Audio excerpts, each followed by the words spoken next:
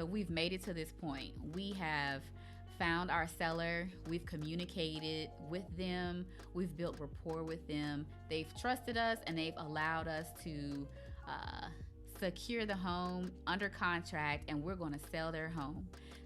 We've done everything that we can to pre-plan for it. We've taken our official pictures. We've uploaded all of the details into the MLS system. The listing is live. We've received offers. And at this point, we are officially under contract. So what are the next steps if you are officially under contract, right? What are the expectations? And that's exactly what you're going to communicate to your sellers. What are the expectations until we get to the closing table? Communicate expectations and timelines to your seller. Now, instead of verbally doing that over and over again, there are some creative ways that you can do so. So once the contract is solidified, then there are going to be timelines and dates and option periods and just really things that we have to follow through, right? So instead of, again, repeating yourself, or instead of relying on them to read that contract, which can be overwhelming at times, you can either create your own document, and this document can lay out all of the timelines. Now, sometimes title companies, they do this for you, which I think is amazing. But if they don't, you can actually, again, create it yourself.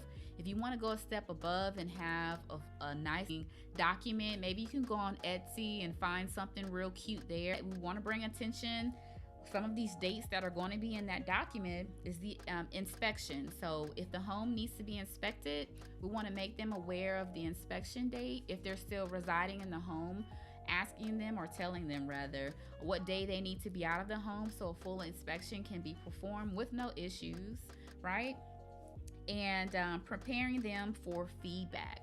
Within this option period, that's when the inspection will be performed traditionally, right?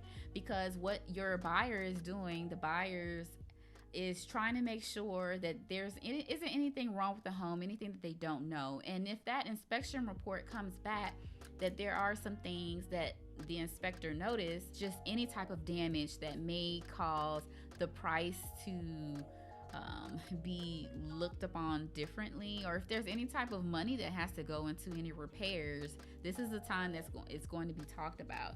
The next thing is appraisal. Having your sellers aware that, hey, we're waiting on this appraisal if it's required. Now, again, the market is different. Now, some people can send an aggressive offer and they can say, hey, no inspection, no appraisal. We want to purchase the home as is. But most of the time, an appraisal will be required, especially if they're purchasing a home with a loan.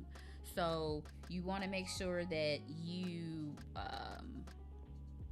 price that home right, because if the home is priced right, then you shouldn't have any issues. But again, in this market, anything is possible.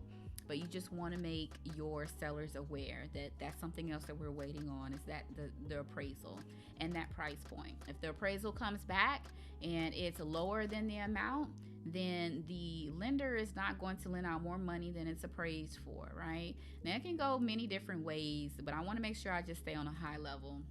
Now, if the home is appraised for more and you've listed it for a lower amount, then that information isn't necessarily shared. It just means that the buyer is purchasing a home that has more equity in it than what they're purchasing it for. So that could be a pro to them. Once we're outside of the option period, then traditionally you're in the good. But after the option period still is the appraisal. But if there is no appraisal and we're outside of our option period, we're coasting until closing day. And that's something exciting. Every milestone is important until we get to closing day as a seller's agent. You've done all of the hard work, and if we're just now coasting until closing date, this is the time for you to create your CD, which is the document with your broker on how you're going to get paid, right? So whatever documents that your broker is going to need to pay you out, then you want to make sure you fill that out properly. And when you fill all the information out in hand, your broker is going to send that information to the title company, right? They're going to tell the title company how they should pay themselves and also you. So let's say, for example, if you're a flat fee company, then they're going to say, hey, pay me a certain dollar amount. The rest is to go to the seller's agent. The title company is paying the broker, not you directly. So your broker has to give permission on how the funds should be paid out.